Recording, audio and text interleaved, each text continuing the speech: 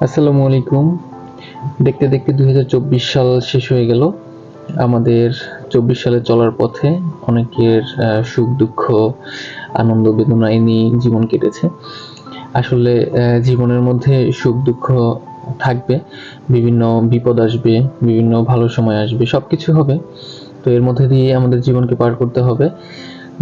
২০২৪ সাল চলে যাচ্ছে, আজকে বছরের শেষ দিন।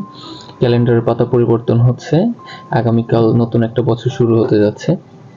তো সবাইকে নতুন বছরের শুভেচ্ছা।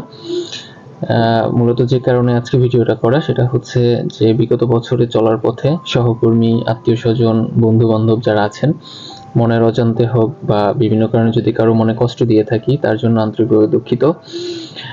নতুন বছরে আমরা পদার্পণ করতেছি, তো সকল দুঃখ, ভুল ত্রুটি যাবতীয় যা কিছু আছে সবকিছুকে ভুলে গিয়ে আমরা নতুন বছরে পদার্পণ করব।